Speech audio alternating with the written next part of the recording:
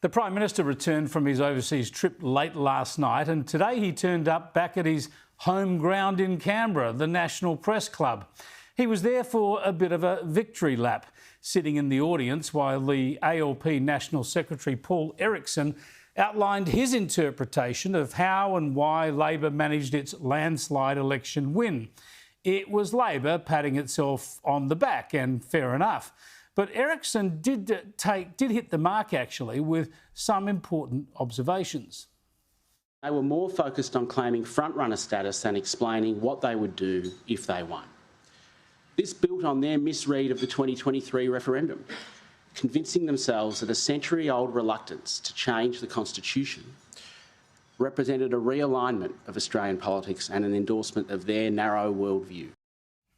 There was one area, however, where Erickson wildly missed the mark, getting confused between political spin, winning political strategies, and real policy outcomes. And that was on climate and energy.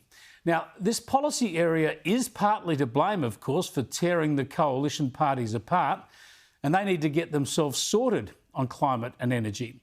But listen to Erickson and hear how Labor seems to believe its own publicity. Labor has one energy policy and we are delivering it. Driving private sector investment in renewables backed by gas, hydro and batteries. And this policy is working. Australia is producing record renewable energy.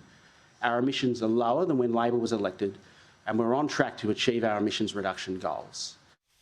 Is there anyone else in the country who'd argue that Labor's climate and energy policies are working? They're failing badly. They're certainly unlikely to meet their renewables or their emissions reductions targets. But more to the point, remember they promised a $275 annual cut in power bills by this year. And instead, electricity bills have skyrocketed by more than $1,000 a year. And as the renewables roll out, we face a supply crisis with a rising incidence of electricity shortages and the market operator issuing warnings and shutting down large energy users in what it calls demand management. State governments are now subsidising coal-fired power stations to stay open for longer to avoid disaster. So Erickson and Labor can pretend it's working all they like, but engineering and economics reveal a different story. And their advice that the Liberals ought to drop nuclear should be dismissed for the political posturing that it is. The coalition needs to focus on the reality.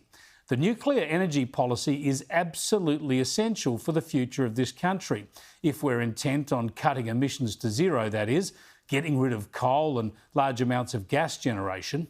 So in political campaigning terms, as far as advocacy is concerned, it's not a matter of promoting nuclear power for the sake of it. The policy issue here is not, do we like energy, nuclear energy or not? Voters won't have any emotional connection to a nuclear power plant. No, the point here is our energy disaster and how to fix it. The challenge is to highlight how broken our electricity grid is, how much worse it will get under Labor's renewables first experiment, and then offer nuclear as the only plausible addition to the mix that can give us reliable baseload power that's both affordable and emissions-free. It's a cost of living issue. It's an energy security issue. It's an economic issue. And so far, neither the Liberals nor the Nationals have even begun to outline the problem, let alone the solution. The last thing they need to do is to scrap their nuclear policy. They need to make the argument, map out the problem and the options, and detail how nuclear fits into the picture. And when they have a clear alternative, their policy and political position will strengthen with every power bill rise and every blackout.